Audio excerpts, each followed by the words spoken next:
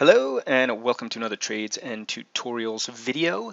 In this video, I am going to take a look at the historic move, and I call it historic, in the Qs of October, because if you look at the percentage gain in October, almost 11.4%, that has only happened twice, right here and right here, since 2002, which is right here. So in this video, I'm going to take a look at that. We're going to take a look at other indexes, and I'm going to take a look at how other sectors also performed in this month of October and see some of the patterns that might be helpful to determine what might happen next.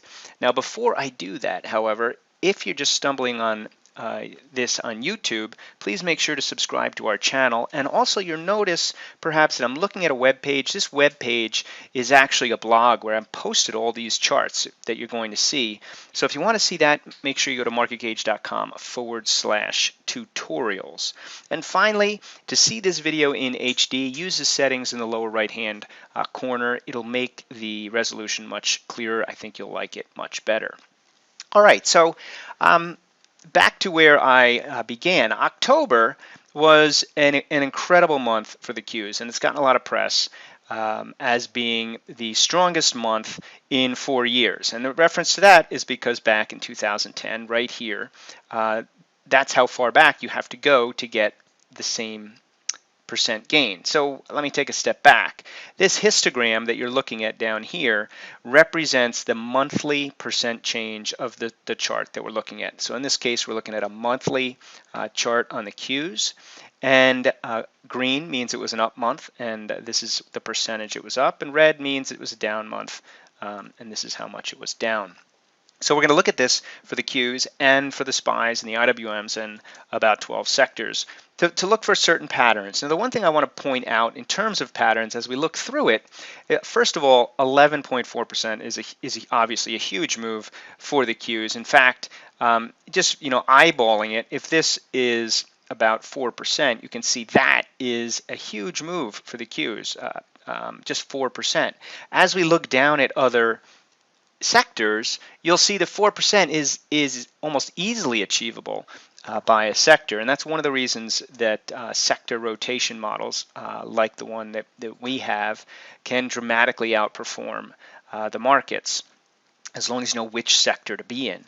And on this page, I will have a link in the text if you want to learn more about sector rotation models, but that's not what this video is all about necessarily. What we want to see is the rally in the Qs something that was broad, participated in a number of sectors, and which sectors were they, and was it as a historic move in those sectors?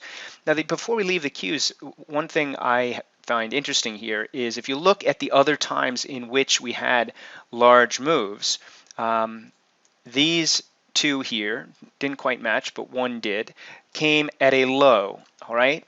The other thing that you'll notice is a lot of times when you get large moves, they come after periods of down moves. That was the case here.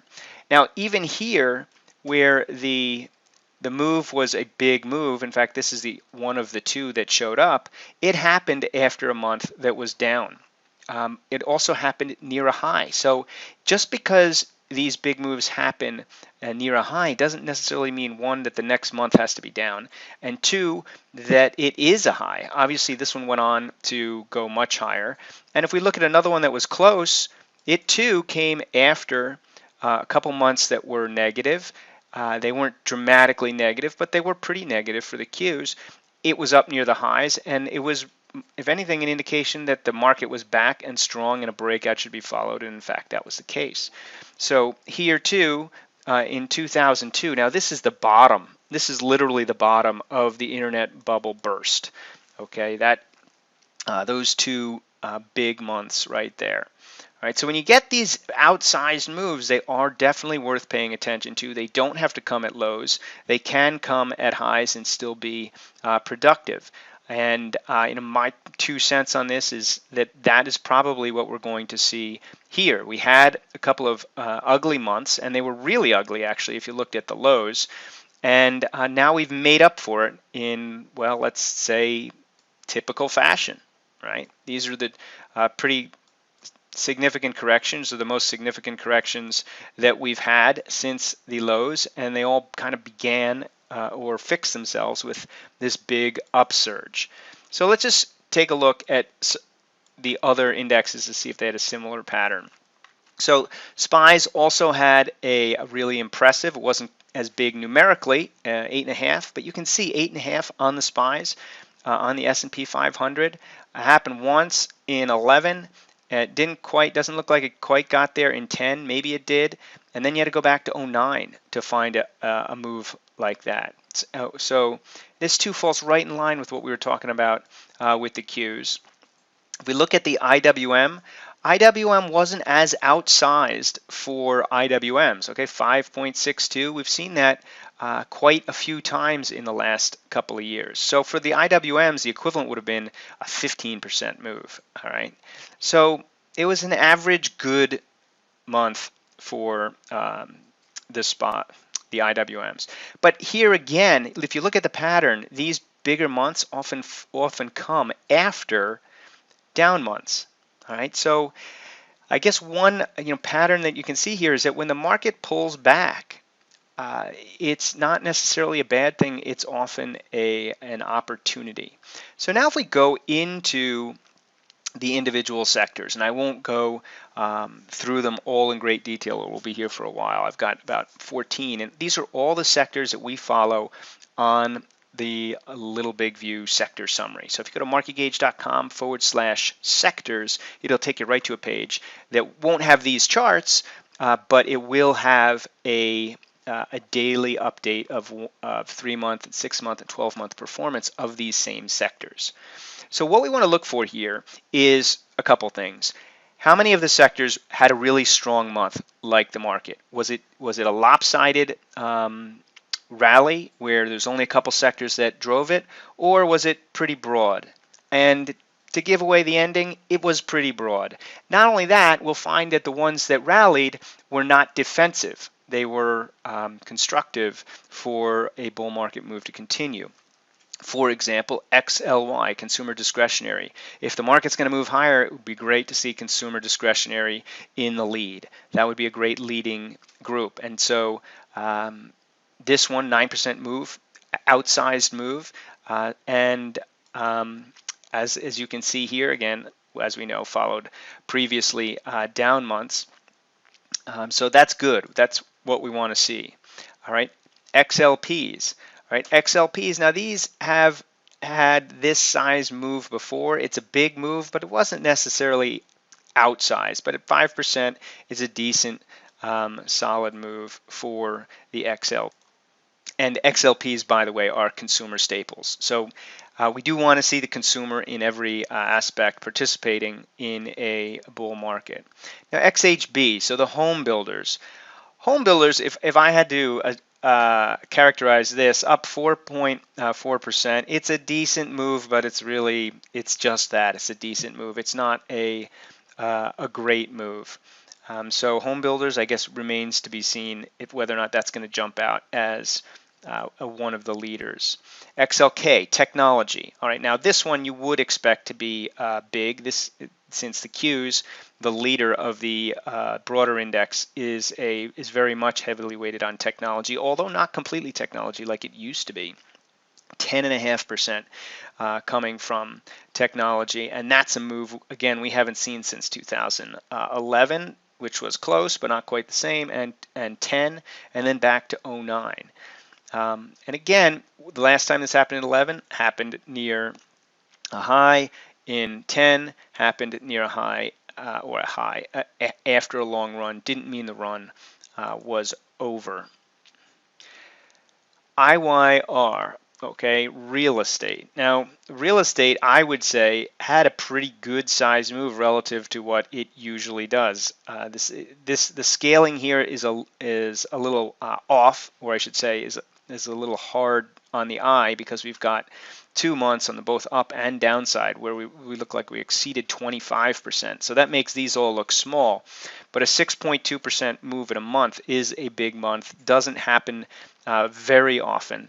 And again, I would say I'm not so sure IYR as a real estate is a leader, but it's a decent move. Now, XLF, you want to see the financials lead if the market is going to move higher, and certainly you want to see the XLFs and financials leading if there's any concern over raising or rising interest rates. Right? This is a group that should do well or better than others in that environment. So I see this as encouraging. All right. Again, this is not necessarily a monster. We saw another one early, similar to this in 2015. We got pretty close in 2013 a couple times, and several times in 2012. So a monster move in this one would have been much more in line with, say, over 10%. But 6% still good. And again, remember, part of the exercise here is whether or not a whole bunch of groups participated in a big way. I'd count XLF as a good participant in October. Likewise, XLV, this is healthcare, definitely a good participant in October, puts in a record month.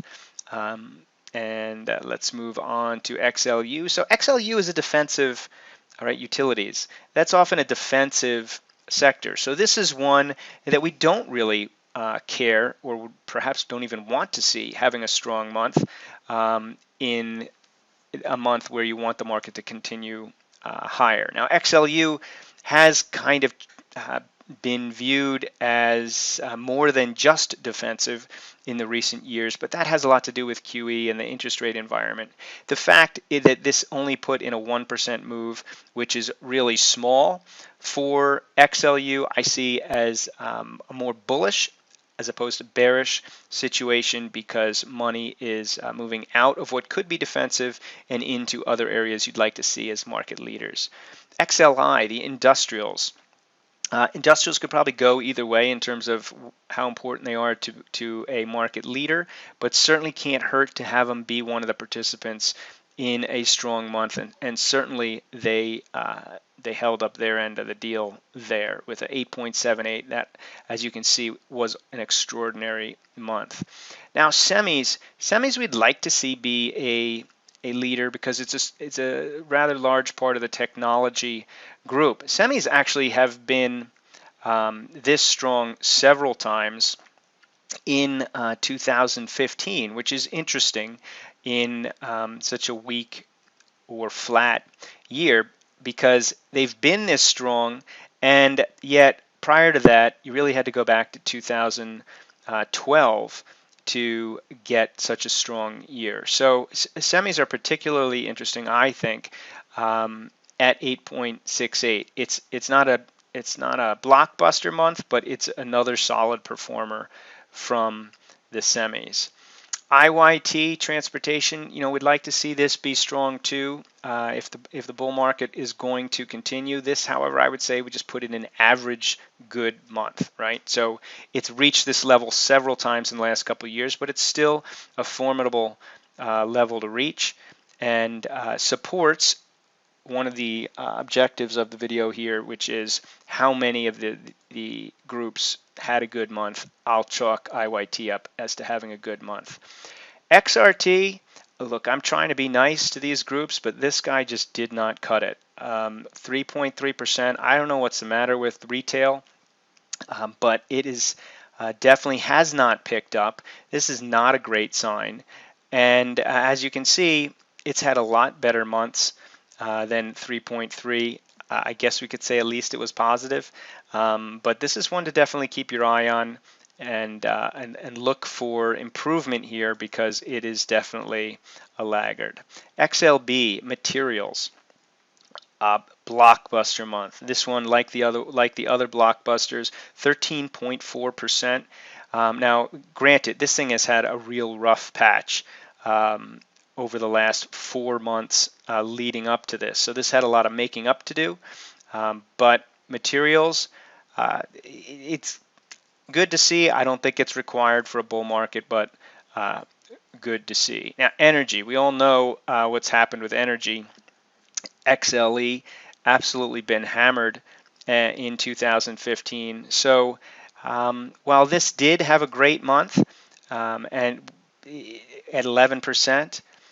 And it's a great month looking back historically. The only other time has been 2011 and 2009. We've heard that story a couple times going through these charts. After being so hammered for, what's this, 6 months, 5 months, I almost think we could have gotten a better rally out of it. But that said, on a monthly chart, I didn't look at this on all the other ones. XLE, the interesting thing about XLE is that this is the biggest up move we've seen since 2012, and it closes over the prior month's high, which if you watch any of our other instructional videos, that is a significant event. So if XLE continues higher, whoops, up over this, this must be the 70 level, this could look like an interesting bottom pattern right here. All right, so I know I dumped a lot on you, but I think this is an interesting perspective. As I said, if you want to see all these charts, draw your own conclusions, you'll find them at marketgauge.com/tutorials. And if you're looking at this in the future, the title you're going to look for is Only Two Other Times Since 2002. And hope that helps. I'll see you in the next video.